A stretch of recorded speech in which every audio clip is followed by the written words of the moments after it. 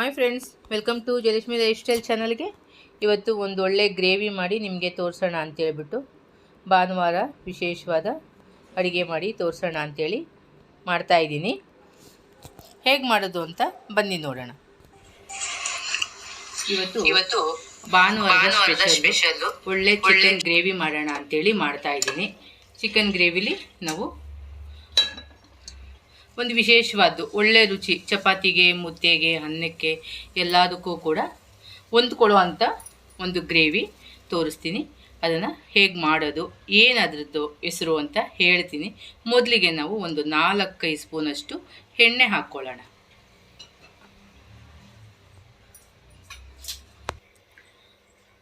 ಎಣ್ಣೆ ಕಾಯ್ತಿರಂಗೆ ಒಂದು ಪಲಾವ್ ಎಲೆ ಹಾಕ್ಕೊಳ್ಳೋಣ. ಹಾಗೆಯೇ ಒಂದು ಅರ್ಧ ಈರುಳ್ಳಿ ಹಾಕ್ಕೊಳ್ಳೋಣ. ನಾನು ಇಲ್ಲಿ 1.5 kgಯಷ್ಟು ಚಿಕನ್ ತೊಗೊಂಡಿದ್ದೀನಿ. 1.5 kgಯಷ್ಟು ಚಿಕನ್ ತೊಗೊಂಡಿದ್ದೀನಿ. ಅದಕ್ಕೆ ನಾನು ಈಗ ಇದಕ್ಕೆ ಚಿಕನ್ ಹಾಕ್ಕೊಳ್ಳೋಣ.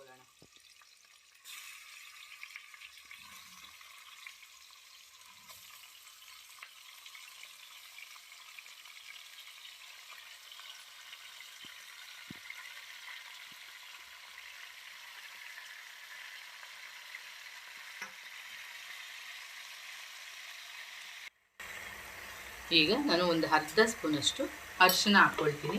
ಅರಿಶಿನ ಹಾಕ್ಕೊಳ್ಳೋದು ನಮಗೆ ಕಲ್ಲರ್ಗಂತಲ್ಲ, ಚಿಕನಲ್ಲಿರೋ ಹಸಿ ವಾಸನೆ ಕಡಿಮೆ ಆಗುತ್ತೆ ಅರಿಶಿನ ಹಾಕೋದ್ರಿಂದ. ಮತ್ತು ಈಗ ಹಾಗೆಯೇ ಚಿಕನ್ಗೆ ಬೇಕಾಗಿರುವಷ್ಟು ಉಪ್ಪು ಹಾಕ್ಕೊಳ್ಳಿ. ಕಲ್ಲುಪ್ಪು ಹಾಕಿದ್ರೆ ನಿಮಗೆ ಒಳ್ಳೆ ರುಚಿ ಇರುತ್ತೆ ಮತ್ತು ಚಿಕನ್ನು ಉಪ್ಪಿನ ಅಂಶನ ಹಿಡಿಯುತ್ತೆ. ಈಗ ಇದನ್ನೆಲ್ಲ ಮಿಕ್ಸ್ ಮಾಡ್ಕೊಳ್ಳೋಣ. ಹೆಚ್ಚು ಕಮ್ಮಿ ನಿಮಗೆ ಇದು ಚಿಕನ್ನು 10ರಿಂದ 15 ನಿಮಿಷ ಬೇಕಾಗುತ್ತೆ ಎಲ್ಲ ಮಟನ್ ಎಲ್ಲ ಹಿಡಿದು ಮಾಡೋದಕ್ಕೆ. ಹಾಗಾಗಿ ಇದಕ್ಕೆ ಒಂಚೂರು ಉಪ್ಪು ಹಾಕ್ಬಿಟ್ಟು ನಾವು ಈ ಥರ ಮಾಡಿ ಸ್ವಲ್ಪ ಹುರಿಯೋದಕ್ಕೆ ಮುಚ್ಚಿಟ್ರೆ ನಿಮಗೆ ರೋಸ್ಟ್ ಆಗ್ತಾ ಇರುತ್ತದು. ಈಗ ನಮ್ಗೆ ಅದಕ್ಕೆ ಈಗ ಒಗ್ಗರಣೆಗೆ ಒಂದು 2 ಸ್ಪೂನಷ್ಟು ಎಣ್ಣೆ ಹಾಕ್ಕೊಳ್ಳೋಣ. ಏಕೆಂದರೆ ಈ ಮಸಾಲೆಗಳನ್ನೆಲ್ಲ ಸ್ವಲ್ಪ ನಾನು ರೋಸ್ಟ್ ಮಾಡಿಕೊಂಡು ರುಬ್ಕೊಳ್ತೀನಿ. ತುಂಬ ಚೆನ್ನಾಗಿರುತ್ತೆ ರೋಸ್ಟ್ ಮಾಡಿ ನಾವು ರುಬ್ಬೋದ್ರಿಂದ. ಹಸಿ ವಾಸನೆ ಏನೂ ಇರೋದಿಲ್ಲ, ತುಂಬಾ ಚೆನ್ನಾಗಿರುತ್ತೆ. ಗ್ರೇವಿ ಕೂಡ ತುಂಬ ಚೆನ್ನಾಗಿರುತ್ತೆ. ಹಾಗಾಗಿ ನಾನೇನು ಮಾಡ್ತೀನಿ, ಸ್ವಲ್ಪ ಹುರಿದು ಮಸಾಲೆ ರುಬ್ಕೊಳ್ಳೋಣ ಅಂತೇಳಿಬಿಟ್ಟು ಹುರಿಕೋತಾ ಇದ್ದೀನಿ. ಅದಕ್ಕೆ ನಾನು ಒಂದು 2 ಸ್ಪೂನ್ ಎಣ್ಣೆ ಹಾಕಿದ್ದೀನಿ.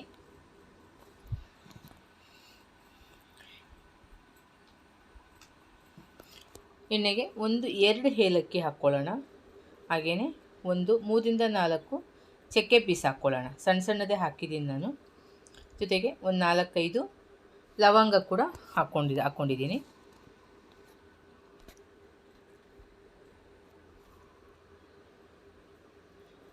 ಒಂದು 2 ಇಂಚಷ್ಟು ಶುಂಠಿ. ನಮಗೆ ಇದಕ್ಕೆ ಶುಂಠಿ ಬೆಳ್ಳುಳ್ಳಿ ಪೇಸ್ಟ್ ಹಾಕೋಬೋದು, ಆದರೆ ಇದು ನಾವು ಶುಂಠಿ ಬೆಳ್ಳುಳ್ಳಿನ ಹಾಕಿ ಮಾಡೋದೇ ಒಂದು ಒಳ್ಳೆಯದು. ಹಾಗಾಗಿ ಪೇಸ್ಟ್ಗಿಂತ ಶುಂಠಿ ಬೆಳ್ಳುಳ್ಳಿ ಹಾಕೋದು ತುಂಬ ಒಳ್ಳೆಯದು. ಹಾಗೆ ನಾನು ಒಂದು 8ರಿಂದ 10 ಹಸಿಮೆಣ್ಸಿನ್ಕಾಯಿ ತೊಗೊಂಡಿದ್ದೀನಿ. ಸ್ವಲ್ಪ ಖಾರದ ಮೆಣಸಿನ್ಕಾಯಿ ತೊಗೊಂಡಿದ್ದೀನಿ. ತುಂಬ ಖಾರ ಇದೆ. ಖಾರ ಕಮ್ಮಿ ಇದ್ದರೆ ನೀವು ಇನ್ನೂ ಜಾಸ್ತಿ ಹಾಕ್ಕೊಳ್ಳಿ. ಹಾಗೆ 2 ಈರುಳ್ಳಿ ಹಚ್ಚಿ ಹಾಕ್ಕೊಂಡಿದ್ದೀನಿ. 1 ಸ್ಪೂನು ಸೋಂಪು ಹಾಕ್ಕೊತಾ ಇದ್ದೀನಿ.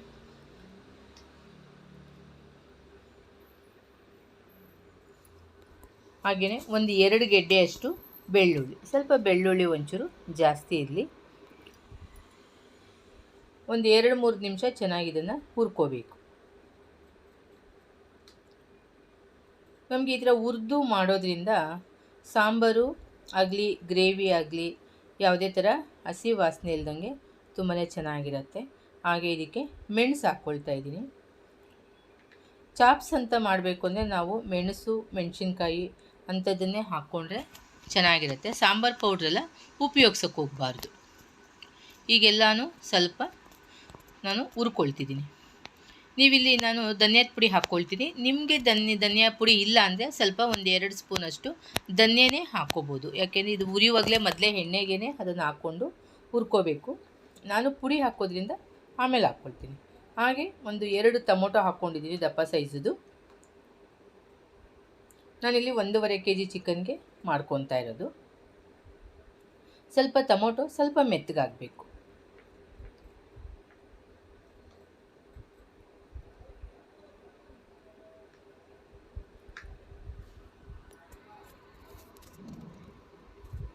ಹಾಗೆ ಸ್ವಲ್ಪ ತೆಂಗಿನಕಾಯಿ ಪೀಸು ಕೂಡ ಹಾಕ್ಕೊಳ್ತೀನಿ. ನಾನು ಹಸಿ ತೆಂಗಿನಕಾಯಿನೇ ಹಾಕ್ಕೊಂಡಿದ್ದೀನಿ.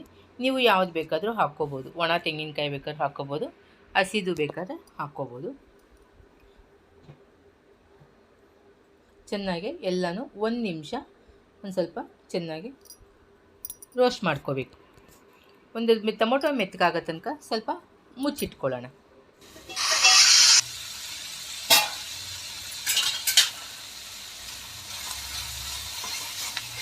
ಟೊಮೊಟೊ ಕೂಡ ಮೆತ್ತಗಾಗಿದೆ, ಕಾಯಿ ಎಲ್ಲ ಕೂಡ ರೋಸ್ಟ್ ಆಗಿದೆ. ಈಗ ನಾನು ಇದಕ್ಕೆ ಒಂದು ಸ್ಪೂನಷ್ಟು ಧನಿಯಾ ಪುಡಿ ಹಾಕ್ತೀನಿ. ಸಾಕು, ಕರೆಕ್ಟಾಗಿ 1 ಸ್ಪೂನು ನೀವು ಧನಿಯಾ ಪುಡಿ ಹಾಕ್ಕೊಳ್ಳಿ. ಹಾಗೆ ನಾನು ಸ್ಟವ್ ಆಫ್ ಮಾಡಿಬಿಟ್ಟು ಸ್ವಲ್ಪ ಕೊತ್ತಂಬರಿ ಸೊಪ್ಪು ಮತ್ತು ಪುದೀನ ಎರಡೂ ಹಾಕ್ಕೊಳ್ತಾ ಇದ್ದೀನಿ. ನೀವು ಇದು ಸ್ವಲ್ಪ ತಣ್ಣಗಾಗಬೇಕು. ನಿಮಗೆ ಇದು ಬಿಸಿ ಕಾವಲ್ಲೇ ಎಲ್ಲ ರೋಸ್ಟ್ ಆಗುತ್ತೆ. ಹಾಗಾಗಿ ಸ್ಟವ್ ಆಫ್ ಮಾಡಿಬಿಟ್ಟು ಹಾಕ್ಕೊಳ್ಳಿ. ಮತ್ತು ಒಂದು 5 ನಿಮಿಷ ಇದು ತಣ್ಣಗಾಗಬೇಕು. ತಣ್ಣಗಾಗೋ ತನಕ ಇಟ್ಟಿದ್ದು ಆಮೇಲೆ ರುಬ್ಕೊಳ್ಳೋಣ ಮಸಾಲೆನ. ಅದು ಚಿಕನ್ನು ಹುರಿತಾ ಇದ್ದೀನಿ. ಸ್ವಲ್ಪ ಉಪ್ಪು ಹಾಕಿರೋದ್ರಿಂದ ನಾನು ನೀರು ಬಿಟ್ಕೊಂಡಿದ್ದೆ. ಈ ನೀರು ಹೀಗೆ ಇದ್ದಾಗ ನೀವು ಹಾಕಬಾರ್ದು. ಸ್ವಲ್ಪ ಈ ನೀರೆಲ್ಲ ಸೀಬೇಕು, ನೀರೆಲ್ಲ ಕಡಿಮೆ ಆಗಬೇಕು. ಏಕೆಂದರೆ ಚಿಕನ್ನಿಂದ ನೀರಿನ ಅಂಶ ಬಿಟ್ಟಿರುತ್ತಲ್ವ, ಅದೆಲ್ಲ ಕಡಿಮೆ ಆದಮೇಲೆ ನಾವು ಮಸಾಲೆ ಹಾಕ್ಕೊಳ್ಳೋಣ. ಅಲ್ಲಿ ತನಕ ಇದನ್ನು ಒಂದು 10 ಅಂತ ಹೇಳಿದ್ನಲ್ಲ, 10 ರಿಂದ 15 ನಿಮಿಷ ನೀವು ಇದನ್ನು ಹೀಗೆ ಬೇಯಿಸ್ತಾ ಇರಬೇಕು. ಹಾಗೆ ನೀರೆಲ್ಲ ಸುಂಡಿರ್ತಾ ಇರಬೇಕು. ನೀರಿನ ಅಂಶ ಕಡಿಮೆ ಆದಾಗ ನಿಮಗೆ ಚಿಕನ್ನು ಒಳ್ಳೆ ಟೇಸ್ಟ್ ಇರುತ್ತೆ. ಹಾಗಾಗಿ ಸ್ವಲ್ಪ ರೋಸ್ಟು ಚೆನ್ನಾಗಾಗಬೇಕು ಅಷ್ಟೇ, ಇನ್ನೇನಿಲ್ಲ. ನೋಡಿ, ಈ ನೀರಿನ ಅಂಶ ಎಲ್ಲ ಕಡಿಮೆ ಆಗಬೇಕು. ಆವಾಗಲೇ ನಿಮಗೆ ಚಿಕನ್ನು ಒಳ್ಳೆ ಟೇಸ್ಟ್ ಕೊಡೋದು.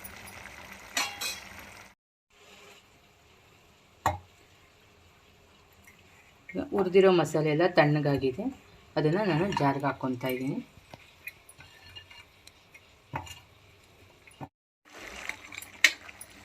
ನೋಡಿ, ಸ್ವಲ್ಪ ಕೂಡ ನೀರಿಲ್ಲ. ಎಷ್ಟೊಂದು ನೀರಿತ್ತಲ್ವ, ಎಲ್ಲ ಕಡಿಮೆ ಆಗೋಗಿದೆ. ಈಗ ನಾವು ರುಬ್ಬಿರೋಂಥ ಮಸಾಲೆನ ಹಾಕ್ಕೊಳ್ಳೋಣ. ನೋಡಿ, ನೈಸಾಗಿ ರುಬ್ಕೋಬೇಕು. ತರಿ ಇರಬಾರ್ದು, ತುಂಬ ನೈಸಾಗಿ ರುಬ್ಕೋಬೇಕು. ರುಬ್ಬಿ ಹೀಗಿದಕ್ಕೆ ಹಾಕೋದು.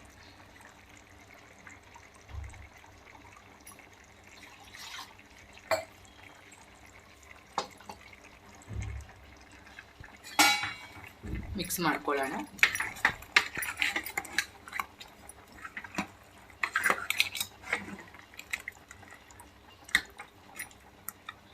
ಈಗ ಇದಕ್ಕೆ ನಾವು ಇನ್ನು ಸ್ವಲ್ಪ ನೀರು ಹೆಚ್ಚಿಸ್ಕೊಳ್ಳೋಣ. ರುಚಿಗೆ ಇನ್ನೊಂದು ಸ್ವಲ್ಪ ಉಪ್ಪು ಹಾಕ್ಕೊಳ್ಳೋಣ. ಆವಾಗಲೇ ಕಡಿಮೆ ಹಾಕಿದ್ನಲ್ಲ, ಈಗ ಇನ್ನೊಂದ್ಸಲ ಹಾಕ್ಕೊಂಡು ಈಗ ಸ್ವಲ್ಪ ನೀರನ್ನು ಹೆಚ್ಚಿಸ್ಕೋಬೇಕು. ಯಾಕೆಂದರೆ ನಮಗಿದು ಮುದ್ದೆ, ಚಪಾತಿಗೆ, ಪರೋಟಾಗೆ ಎಲ್ಲದಕ್ಕೂ ಹಾಕಬೇಕಲ್ವ. ಹಾಗಾಗಿ ಆಮೇಲೆ ಇನ್ನೂ ಬೇಯಬೇಕು. ಬೆಂದ ಮೇಲೆ ಅದು ನಿಮಿಷ ಕುದಿಬೇಕು. ಹಾಗಾಗಿ ಸ್ವಲ್ಪ ನೀರು ಹಾಕ್ಕೊಳ್ಳಿ, ಬೆಂದು ಗಟ್ಟಿ ಬರುತ್ತೆ. ಬೇಯಲಿ, ಇನ್ನೊಂದು 10 ನಿಮಿಷ ಬೇಯಬೇಕು. ಚಿಕನ್ ಚಾಪ್ಸ್ ರೆಡಿ ಆಯಿತು. ನೋಡಿ, ಬೆಂದಿದೆ. ಸ್ವಲ್ಪ ಆರಿದ ಮೇಲೆ ಸಾಂಬಾರು ಕೂಡ ಗಟ್ಟಿ ಬರುತ್ತೆ. ಸ್ವಲ್ಪ ಗಟ್ಟಿಯಾಗೇ ಇರಬೇಕು. ಇದು ತೆಳುಗಿರಬಾರ್ದು. ಚಾಪ್ಸ್ ಅಂತಾದ್ಮೇಲೆ ನಾವು ಗಟ್ಟಿಯಾಗೇ ಇರಬೇಕು. ಸ್ವಲ್ಪ ತಣ್ಣಗಾಗ್ತಾ ಆಗ್ತಾ ಅದು ಗಟ್ಟಿ ಬರುತ್ತೆ. ಹಾಗಾಗಿ ಒಂಚೂರು ತೆಳುಗೆ ಇಟ್ಟಿದ್ದೀನಿ ನಾನು. ತಣ್ಣಗಾದ್ಮೇಲೆ ತುಂಬ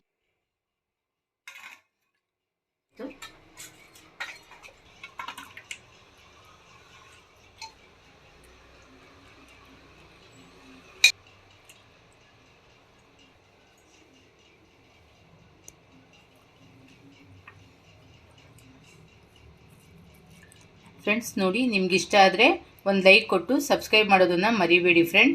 ಒಂದ್ಸಲಿ ಮಾಡಿ ನೋಡಿ, ಟೇಸ್ಟ್ ನೋಡಿ ಹೇಳಿ ಫ್ರೆಂಡ್, ಕಾಮೆಂಟ್ ಮಾಡಿ. Okay, thank you.